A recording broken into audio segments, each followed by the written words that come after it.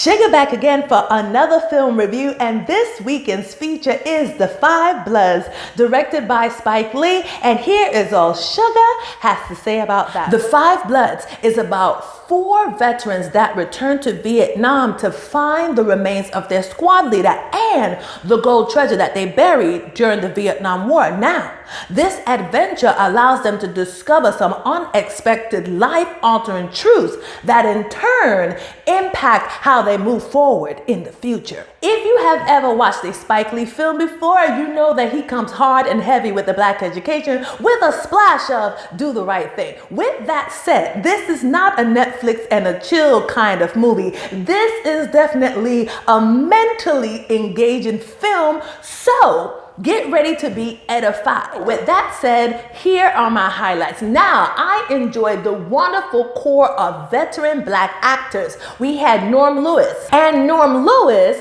who ironically functioned slightly as the comic relief in this film, which was very interesting. I don't want to give away too much, but when you watch it, you'll say, oh, okay, Norm. But whatever the case was, it did work. Delroy Lindo, who I always enjoy his performances, and he normally works often with Spike Lee. We had Clark Peters, and one of my favorite black actors to watch because he's comedic as well as dramatic, Isaiah Whitlock Jr., actor Jonathan Majors, and Chadwick Boseman, who was not in the film as much. However, when he was in the film, his scenes were captivating and impactful. He delivered some marvelous monologues. One of the great things that Spike Lee films are known for are its iconic monologues, and Chadwick Boseman delivers some very powerful pieces. All of the performers were great. I was excited to see one of my favorite French actors,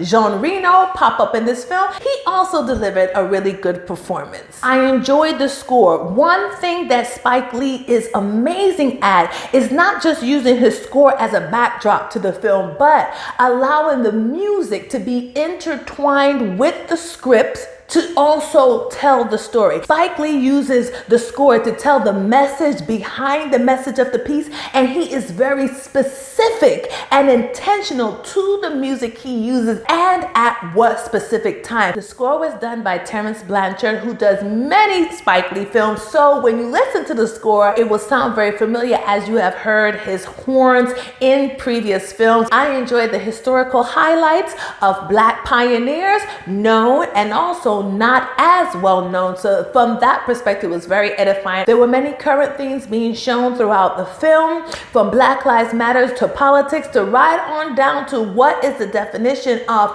Make America Great Again and what it means to different social groups, including African Americans, in particular African American veterans. So that was very interesting, and then goes back to my point, you got to be ready to soak in this knowledge. This is not a lay back and chill movie. This is indeed a get ready to buckle up and get engaged, because he is going to teach you something throughout these 2 hours and 35 minutes. Overall, this was a good film. I do recommend this film. It is currently showing on Netflix, and as I said, be ready to be edified. I recommend this film if you are ready and open to receive new information, especially during this time where everyone is thirsting for new stories or thirsting for an understanding about black stories. Spike Lee is always a go-to for that. I would recommend watching this film when you have a fresh, open brain and ready to not only receive the information, but thoroughly process it, because it is a lot. It is good, but it is a lot of information that is there for you to process. And of course, with the wonderful performers who did a stellar job,